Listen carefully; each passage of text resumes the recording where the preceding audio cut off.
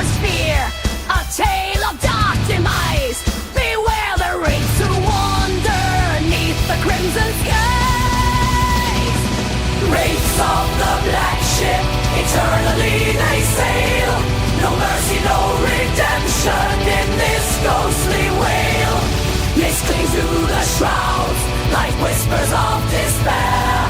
No living soul to see the terror they prepare. Dead men tell no tales, yet their legend speaks. Ravaging the oceans, vengeance is what they seek. Storms obey their command, lightning in their wake. Cryptic souls on board, their revenge they take. Winds of vengeance blow through their hollow eyes, bound to the seven seas. Where their spirit lies, ghostly timbers creak with every haunting stride. A curse that's unforgotten, where the shadows hide.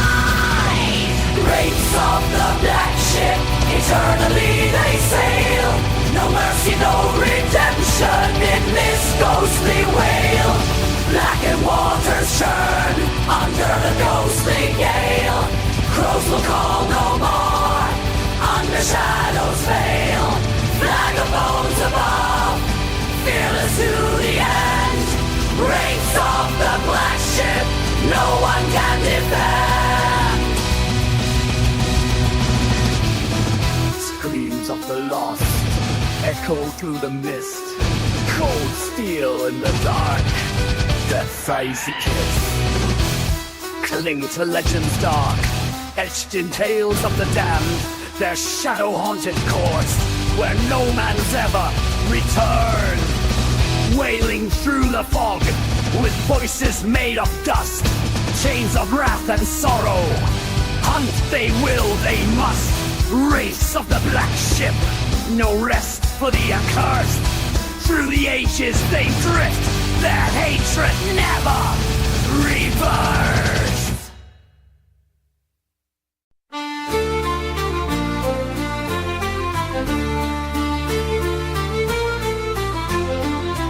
In the heart of the ocean, where the waters run deep, there's a tale of the pirates, a secret they keep. It's a fearsome tradition, known far and wide, called walking the plank, where fate's tide does decide. Oh, and a bottle of rum, to the plank we go under the sun.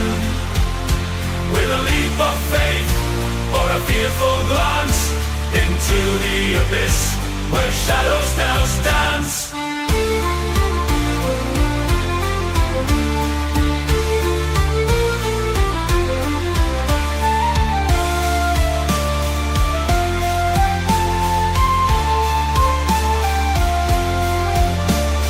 Scallywags caught in a pirate's embrace, and judgment is passed with a grim, stern face. They're brought to the edge where the ocean meets wood, to face their last moments as all pirates should. Oh, and a bottle of rum, to the plank we go under the sun. With a leap of faith, or a fearful glance, into the abyss, where shadows now stands.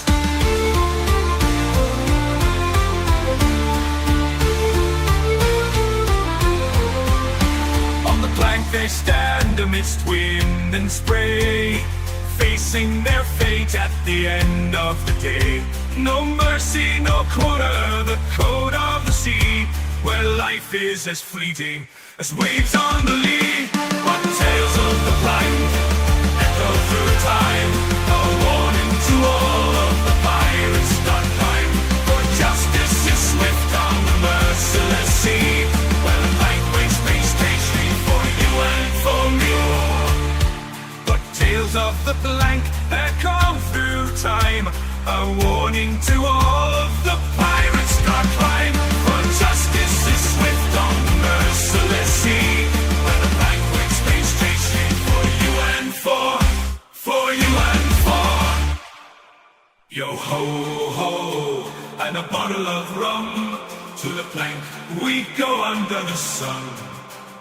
With a leap of faith or a fearful glance into the abyss where shadows dance. So raise up your glasses to those lost at sea.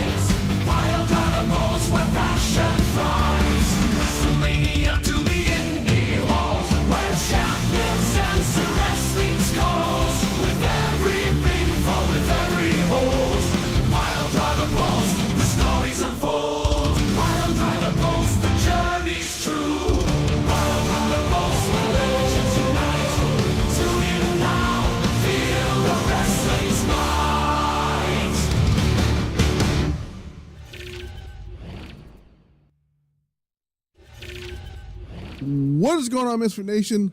Welcome back to another episode of the Misfit Wrestling Podcast. I am sorry that I went up to the thanks for watching stream. Good night, everybody. No, I'm at the Misfit. This is the Misfit Wrestling Podcast. This is also a Pile Driver Pulse. Well, it's not really the Pile Driver Pulse. I'm just going to keep it there because it looks cool. Great logo. Anyways, Monday Night Raw, December the 2nd, 2024. What a wild episode this was, right? A lot of crazy shit happened on the show. I'm so trying to figure out what I'm going to talk about when it comes to the Monday Night Raw, because there's a lot of things that happened on the show. We saw Seth Rollins and CM Punk and Sami Zayn get all heated. We saw the New Day implode, sort of. We saw the return of Drew McIntyre. We've seen matches added to Saturday night's main event. Really good matches were on the show tonight, by the way, outside of one. That was the whole heat done crap. Anyways, but before we get into that, please do me a big favor. Always hit that like button, comment down below, subscribe, youtube.com/@Misfit Wrestling Podcast, follow social media, Pile Driver Pulse on Twitter, Misfit Wrestling Pod on Instagram. The other outlets, not going to go through them. Spotify, all that stuff is going to be in the link in the description down below. We had a live episode of the Pile Driver Pulse that went up on last night, streamed that last night on right here on YouTube.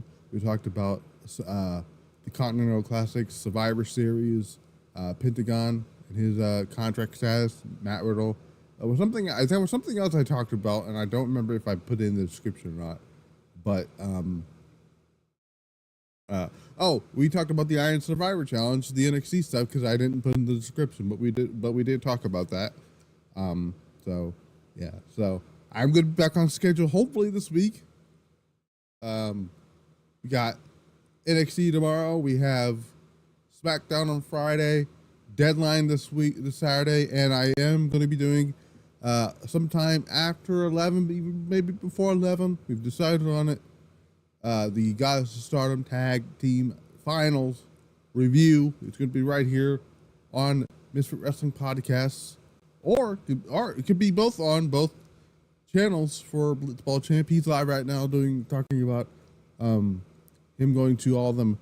He's crazy going to all those shows, by the way, in December, later on this month. Shout out to my friend Jason. He's doing good. He's happy for him though. One day, me and him probably get to go to one of these shows together and hang out. That'd be pretty cool. So, by the way, before I came on air, I was laughing because I saw Rich Holland tweet out a photo of him after the New Day stuff. I'm like, you fucking wrong for that. You were just fucking wrong for that shit. But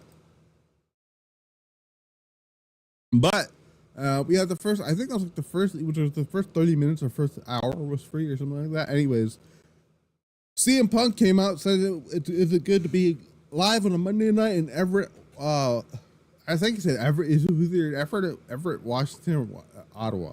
Anyways, says there's a lot of things to consider after his Hell in a Cell match with Drew McIntyre. Says there's a lot, he's a lot less beat up after the men's War Games match. Says he put his personal feelings aside to help out Paul Heyman, then points to the sky, asks fans if they see what sees. He's talking about he's pretending that he's pointing at a WrestleMania 41 sign.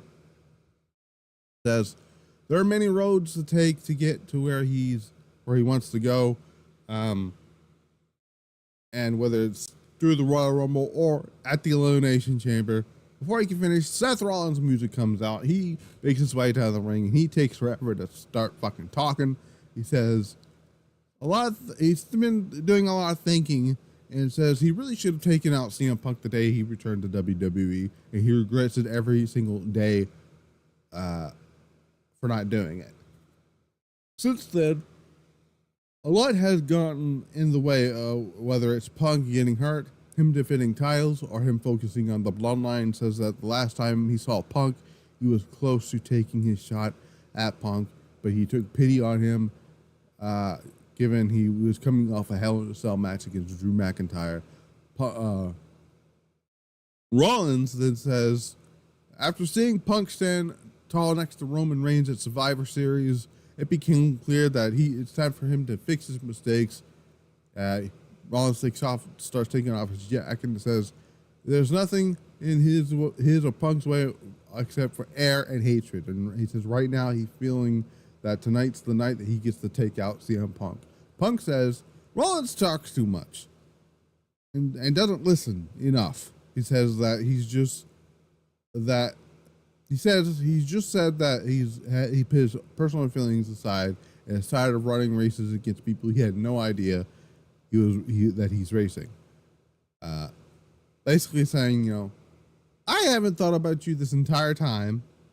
Why the fuck should I care, right? He says, Rollins, you were champion 6 months ago. That's something I wanted. Now you don't have it. You don't have anything. So I'm warning you to stay out of my business.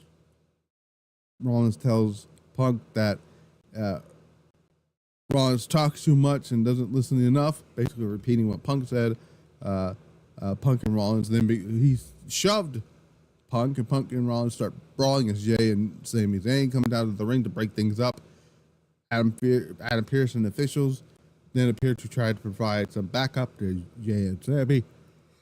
All that stuff here. Whew. And Rollins tells Jay and Punk to run to Roman. Sami cuts off this, and this is where this started getting good. This is my favorite part of this this opening segment here was the Rollins and the Sami stuff. So Rollins gets caught off by Sami Zayn and tell Rollins don't talk to Jay like that. You don't get to talk to him like that. Rollins apologizes. He says, I'm a little pissed off. Jay is family, but what's your excuse, Sami? He says he and Sami came up together in the business together. Well, I don't know if that's physically true. I mean, if he's talking about Air Generico, then he's lying through his ass. He says, but he stabbed him in the back when he teamed with Punk. Okay. Sami says, no. See, I'm not playing that game. He's like, I never asked or wanted to team with CM Punk. Punk teamed with us because you, like a little bitch, were too damn stubborn to get out of your own way. He offered to help us when we needed it. You sat there on your ass twice after I asked you. So I keep looking. I think might need my camera this way. I don't know. I gotta set up a place where I can put my camera so I can physically look at it here. But he's like, I asked you twice to team with us, and you told me no. You were too damn stubborn to even considerate. Punk actually offered to help us get the win at Survivor Series. What did you do? You sat on your ass basically and said, "Fuck us," right? So, and Ron's like, why would I? Do you hear yourself? He's like, you were asking me to team and try to get power back to Roman Reigns. Sami rebuttals. You mean the same Roman Reigns you created, the same monster you created by stabbing him in the back with a chair 10 years ago? Rollins basically was like, well, you did the same thing and I don't fault you for it. You did it because it was the right thing to do. I did it because I was selfish, basically. He's like, basically he was listening to the wrong people. And then, all this heat and stuff here, it's like, and Sami is all of a sudden like, it seems like you have some steam that need to get off here. So why don't we do it in the ring later tonight? So then we get the match made for later in the main event. Sami Zayn versus Seth Rollins. After this incredible segment here. So my thoughts on the segment was, great segment, by the way. Planted the seeds for something. I still want to see what this favor is. We didn't even get it mentioned here. At least in this segment, it was kind of mentioned later on in the main event, but the segment was a little, planting seeds for everything. Where you got the Rollins match eventually coming. I don't know what they're doing with Punk and Rollins at Saturday night's main event. It's not going to be Punk and Gunther. Sorry, Ebo, you fucking idiot. So I don't know. We'll see when we get to Survivor. Not Survivor. We just had Survivor Series, but I will tell you this, and even though I said I liked Survivor Series, not loved it like a lot of people did, but not everybody loved it, but you know what I meant. I'm looking at Saturday night's main event, and this show is shaping up to be a fucking banger of a show. Liv Morgan, Raquel Rodriguez have their match, a tag match. It was nothing special. Once again, much like Survivor Series, Liv Morgan and Raquel came out to zero. Uno. There was not uno, not dos, not cuatro, not cinco, not Diego, or anything like that. Cinco, nothing like that. Zero. Reaction. The Sky Pirates came out to a great reaction. Sky Pirates are getting over. They, obviously Io and Kyrie doing their stuff here, but obviously Kyrie unfortunately gets the pinfall loss from the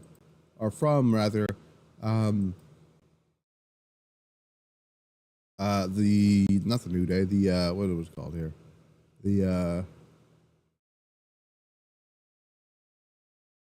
what the hell was that? What was I just talking about? The obviously they didn't want to pin Io because Io, it is confirmed now, Io is getting her match at Saturday night's main event against Liv Morgan. It's going to be Liv Morgan's best match that she's ever had, and I swear to Christ, I'm going to come on here on December the 14th, immediately after that show, and if that match ends up being worse than Io's match with Sonya Deville, I'm going to come on here and say, I told you so. I told you so. If the best women's wrestler in the entire world on that, or let me rephrase it, the best women's wrestler on the roster can't bring one of their top champions to a decent, sizable match, something is wrong. And it's not Io, because she couldn't do it with Sonya Deville either. So the match here was nothing special. Afterwards, they're starting to beat up on Sky Pirates. Rhea Ripley comes out. She gets her face slammed into the side of the thing here. Rhea says, whether it's you or Liv, I'm coming after my world title after I get through Raquel Rodriguez, because it comes to find out we're gonna have Raquel and Rhea Ripley next week on SmackDown Raw. I believe there's like two or three matches maybe for next week. So yeah. So we have the first of, what is it? How many is it? First of 2, 3, 4 qualified matches. Well, not qualifying matches, but so we have the women's bracket announced for the Intercontinental Women's Tournament Championship thing. Obviously, we got this match here with Dakota Kai, Shayna Baszler, and Katana Chance. We also have next week. I remember what the match is next week. It's going to be Lyra Valkyria, Selena Vega, and Ivy Nile. Then we also have Alba Fire, Kairi Sane, and Natalya, and Zoe Stark, Raquel Rodriguez, and Kaden Carter. So, I'll give my predictions on who I think is advancing on each round in a little bit, but this match was actually pretty fun. I ain't gonna lie. Shayna Baszler, Dakota Kai, but Dakota Kai got the win. Dakota Kai, I'm so happy that she's getting some love. I guess so. Man, I tell you, Shayna Baszler has been neutered. Like, you know, welcome to the stream, by the way, John Elite. Yeah, Shayna is kind of, I don't know. Shayna is like, I don't know. I really thought they were going to do something with Shayna with Triple H in charge, but I don't see that happening anymore. So I'm not even going to give up. I'm not even going to give any more chances for me to care about Shayna Baszler on the main roster. I like Shayna. She's pretty cool. Pretty cool person, pretty chill, but her coming to the main roster to do any type of push, not happening. You had an opportunity to push Shayna Baszler in August. Was it earlier this year? Was it early? No, was it last year? No, last year. It was last year they did the Shayna Ronda match, right? I believe it was. Anyway, you had time. They were going to review like a little, you know, rejuvenated, but they didn't do it. Yeah, I agree. And Becky wanted to put her over too, which is this crazy thing. But you know how Vince is a fucking stupid piece of shit. So, Blood Money says either Dakota Kai or Lyra Valkyria will win the ICB Women's title. I'm sticking with Dakota Kai. We'll talk about who I think is going to go to the finals in just a little bit here. But yeah, the match was fine. It wasn't bad or anything. But obviously, we see Dakota Kai get her chance. Gets the go-to kick for her to win. Dakota Kai advances here. So who I think is going to go to the finals? So I think it's going to be Dakota Kai. I can see. All right, so given that Dakota Kai, the Io Sky is currently like feuding with Damage Control, or not feuding with Damage Control, she's feuding with Liv Morgan a little bit. I can see Raquel going to the quarters and Dakota win with help of Io, and then Dakota get to there, and then I can see. I'm obviously going to go with Lyra Valkyria going there, and you know what? I don't see Kairi Sane, unfortunately, making out of the quarters, so I'm gonna go with Alba Fire. It's gonna be Alba Fire. You know what? I think I'm gonna go with the finals of Alba Fire versus Dakota Kai, and I think Dakota Kai is gonna get the win there. That's my prediction for the. Yeah, I couldn't remember if it was last year or this year. I know the match happened around SummerSlam. That's all I know. But yeah, I'm going to go with Dakota Kai to go to the win. I don't know when the finals are going to happen. I don't think they're going to happen at Saturday Night's Main Event. I can see the finals taking place at like maybe the first Raw on Netflix. You know, you could have a big, huge match on there. I still don't unfortunately see EO winning at Saturday Night's Main Event, but I can see them shenanigans going on. Rhea get her match with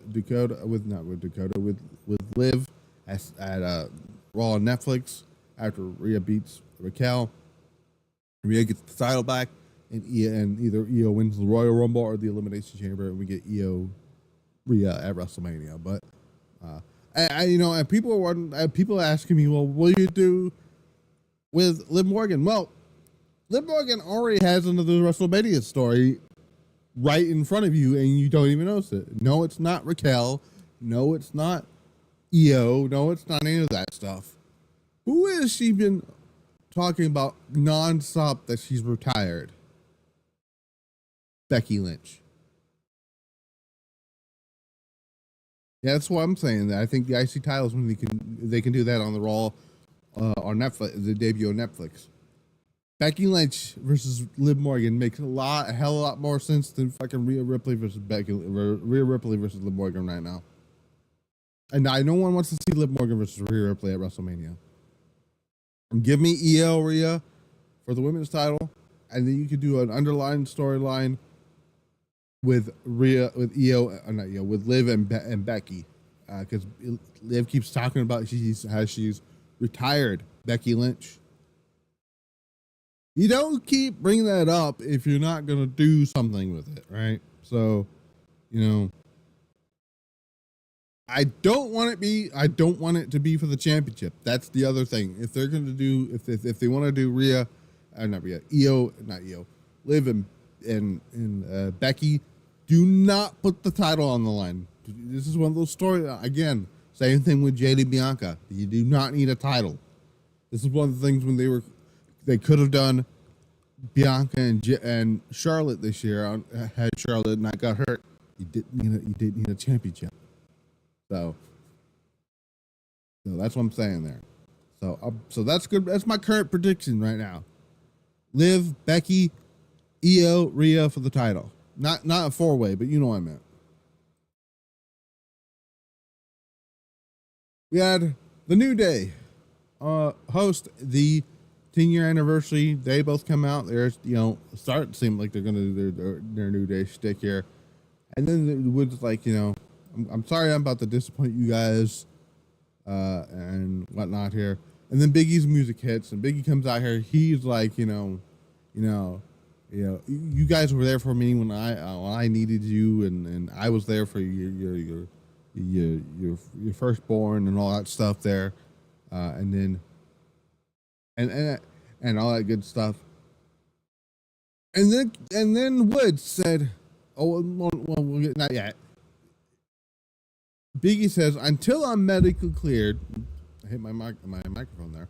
"Until I'm medically cleared, I'm gonna be here every week as your manager." Crowd popped for it. And then Woods said, "Now you decide to come back? Now you decide to come back." After, have you not seen what's been going on with us for months? This turmoil going on between us, and now of all times you choose to come back.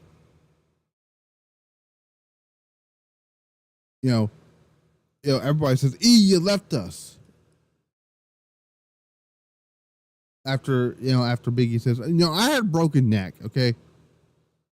Kofi says, you left us. You had a broken neck. So what? So did Stone Cold. So did Edge. So did Kurt Angle. Guess what, motherfuckers? They all came back. That hurt. Oh my God. I'm trying to figure out who else had.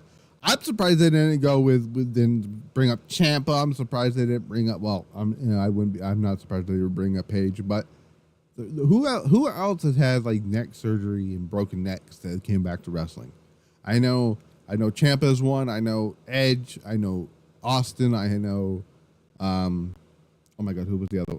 Kurt Angle. So, yeah, the New Day started out as heels, and then they got super over on organically, and WWE had no choice to turn them babyface. I would, Danielson. Yeah, Danielson makes is a good point there too. But you know, Woods is like, you know, they all came back. You left us. So why don't you get your happy ass out of here? Is what they were like. And I'm like, what is happening? Right? So, you know, all this stuff here, they start leaving, you know. What was some of the other lines that he said here? I have them written down here. So, Wood says he tore his Achilles tendon off the bone. It was back in 9 months. Back 9 months later, to be back with Big E. Kofi says that E could have been at ringside cheering them on as he recovered, but instead he chose a new desk job over them. Kofi's like, it was brotherhood. It was we before us, and you chose yourself. So and Wood and Kofi, not Kofi, Big E's trying to be like, man, guys, we can't just end it like this, right? And Big E leaves, and they do the oh my god, what's that meme? Where it's like two buff guys do the handshake thing. I don't know the exact meme, but you know what I'm talking about. And that's how the segment ended. I thought the segment as a whole was fantastic. The only critique I have in that is I would if you wanted to make a statement and make Kofi and Woods super fucking nasty heels, I would have had them attack Big E. That's the only small critique I have on that. Other than that, fantastic segment. It's not like a burden or anything like that, but I just thought, could add that. But again, overall, fantastic segment. This show had two of my favorite promos of the year. It's just something I might add for the year and towards next year's promo of the year, because it was another category I was trying to figure out. And I'll think about that here. John Elite says, I could see Big E doing commentary or pre-show stuff if he can't get if he can't get medically. Well, I mean, he's been doing the pre-show stuff, so it's not like he's not active in the company. But I don't want Big E doing commentary, only because I love the 2-man booth stuff. I know we're going to probably go back to the 3-man booth on SmackDown. With Joe Tessitore joining Wade Barrett and Corey Graves on when Raw moved to Netflix in January. But I like the 2-man booth so far, so I wouldn't change that for a bit.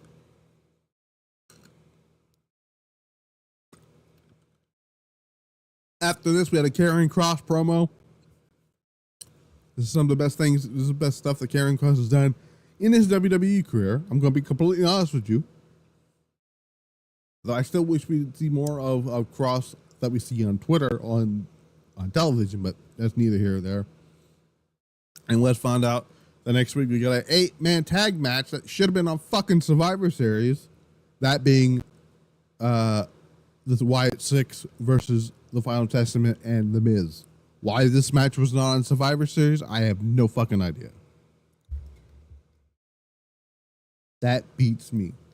So we see Finn Balor in the back with Liv Morgan and the Judgment Day. He says, if the Judgment Day listens to Finn, then the Judgment Day wins. Is winning or whatever he says here. And I guess at some point he booked a match between him, Dominic, and Gunther, and the match was fine. I guess Gunther's the babyface now. I don't know, but there was. I don't think Dominic should have been getting in a lot of offense in this match. Gunther eventually did come back to kick his ass. Gunther won. It was non-title. after the match, Finn Balor did a sling blade and did the multiple coup de grace.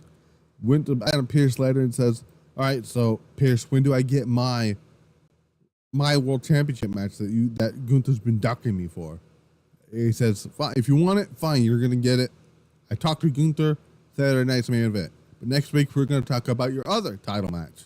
And I heard other title match. I don't know if he meant that match was going to happen on the other title match, which is the World Tag Team titles.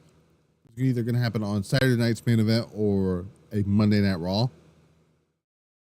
I'm already predicting that Damian Priest is going to be getting involved with that and costing Balor the tag team titles. Hopefully, because I'm ready to see these titles off fucking Judgment Day. I'm talking about both the tag titles and the women's title. Get them the fuck away from the Judgment Day. As far away from them as you can.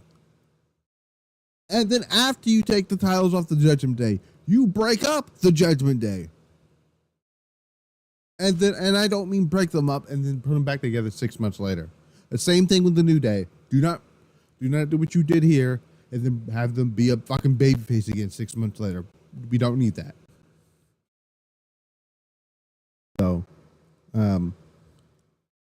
it would have been the War Raiders, but they fucking decided to not put the titles on the War Raiders. So the White Six. I don't know. And I know somebody be like, well, the Whites don't need to be tag team champions. I'm like, yeah, the old Wyatt family stuff didn't need titles, but this is not the same type of Wyatt family stuff. So, I don't know. We'll see. We will see on that here. But you also saw Braun Breaker talking backstage, talking about some stuff here. Ludwig Kaiser gets in there in his face and basically says, "We're not this between us is not over." So I would love to see a one-on-one match between Kaiser and Braun Breaker. That should be a lot of fun. What wasn't a lot of fun was Pete Dunne getting buried by R-Truth. Why did R-Truth win this match? Why did Pete Dunne lose? I was like, you were doing so well with Pete Dunne and you decided to, nothing against R-Truth. I love R-Truth, but R-Truth doesn't need to be winning against Pete fucking Dunne. What is wrong with you, Hunter? So I know before this we saw that Jey Uso was attacked, and we found out who it was earlier, kind of later on there. But the main event here, Seth Rollins, Sami Zayn, wasn't too much of this match, but the action spilled out to the ring at some point. Sami delivered a big boot to Rollins over the barricade, from the timekeeper's error.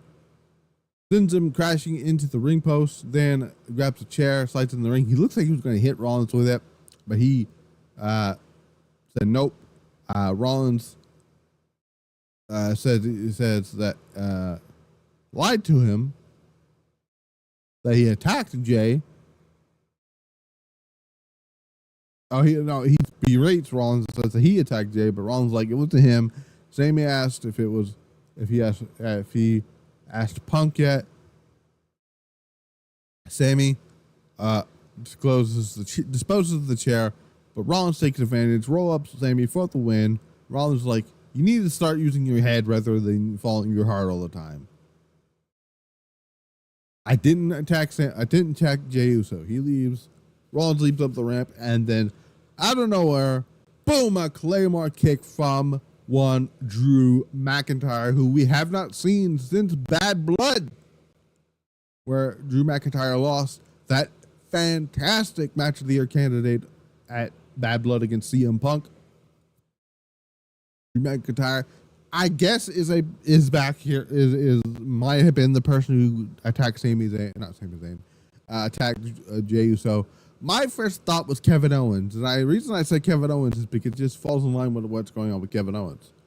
Owens, is attacking the people who is teaming with Roman Reigns, and for some weird reason, ever since this whole thing, no one has addressed Sami Zayn to either Kevin Owens, and no one has addressed Kevin Owens to Sami Zayn.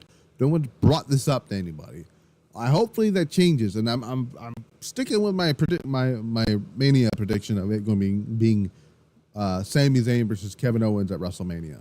So it just feels like that's where they're going to go with that. But yeah, other than that, I thought this Raw was one of the best Raws of the year. Surely, to me, it was a little bit better than Survivor Series. A lot of stories were progressed, thank God. Now, what was SmackDown going to do? I don't know. We're going to find out on a Friday. I don't actually know what. I believe there's I believe one more title match, one more quarterfinals match in the women's U.S. title match. I think it's Naomi. Who is it? Let me see. I have that set up here. It's Naomi, Tiffany Stratton, and Elektra Lopez. I'm assuming Naomi is going to win that, and then I'm assuming Bayley is going to win her match the following week against Chelsea Green, and then I think Naomi is going to beat Michin, and the final is being Bayley versus Naomi, where Naomi reveals that she's the one who attacked Jade Cargill. That's my prediction there. So the new match is now announced for Saturday night's main event. We also know Cody Rhodes to defend the WWE title against Kevin Owens. Gunther would defend the World Championship against Finn Balor. Liv Morgan will defend her title against Io Sky. And we get the finals of the WWE Women's U.S. title tournament. Tomorrow night on NXT, we got the last chance matches for the Iron Survivor Challenge. I'm going to go with, I don't remember who was in the men's last chance, but I think Cora Jade's going to get the final spot in the women's. Also, I think the Battle Royal tomorrow is also, the Battle Royal is tomorrow. The Battle Royal to see who's going to face Fraxium for the NXT tag titles. So yes, Nathan Frazier is going to be defending, wrestling twice, pulling double duty on Saturday night. So yeah. Then we got Dynamite, which I'm not going to review. Obviously, I know for reasons I've told you that I'm not going to review Dynamite solo. That's going to be on Pile Driver Pulse,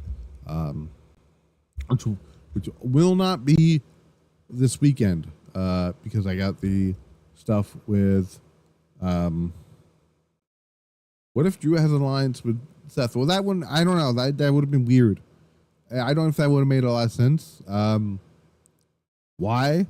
I mean, I get it. I get it would be the hatred for CM Punk, but also, didn't you just go most of the year going on about Seth Rollins being selfish or whatever it was he was doing? I don't know. But I will keep you posted on the stuff with AEW. You can probably just see it on my Twitter feed. I might talk about it there. I don't know. But we got SmackDown on Friday night. I'm gonna see what this means for the new Bloodline since they lost on Saturday, and then we got Deadline, and then Sunday night, right here on this channel, the finals of the Stardom 14th Goddesses of Stardom Tag League. We're gonna talk about it with JC Ingram, Blitzball champ. So no, I don't need to. I don't really. I can't answer that one with Seth Rollins stuff. Don't ask me about faction, okay? But until then, I've been Matt the Misfit. This has been the Misfit Wrestling Podcast. I will see you guys back here for NXT tomorrow. I promise. I promise you this time. NXT tomorrow night. Till then, we're out. As soon as I can, I'm not very, okay. Good night, everybody.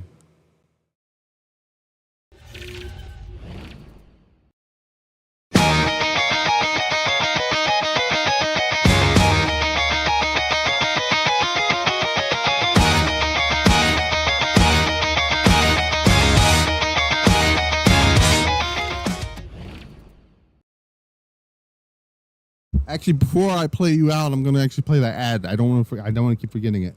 Iron Roses. Check this out first, and then we're going to go, and then we're going to see you guys. All right. I knew it was. I did this the other night. I'm sorry. Iron Roses, but again, good night, everybody. The Misfit Wrestling podcast is brought to you by Steamheart Chronicles, the new album by the all-female Japanese steampunk metal band Iron Roses. Featuring epic tracks such as Iron Will of the Heart,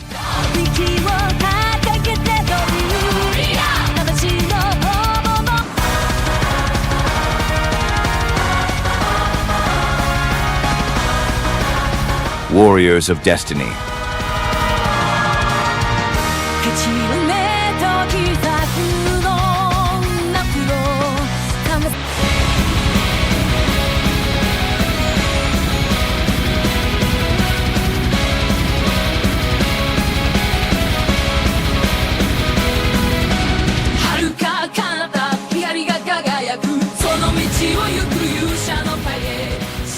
Journey of the Brave,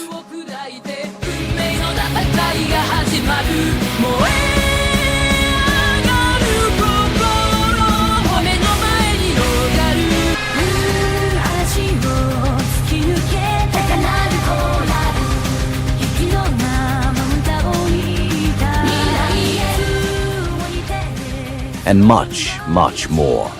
Pre-order Steamheart Chronicles by Iron Roses, available on December 27th on Bandcamp.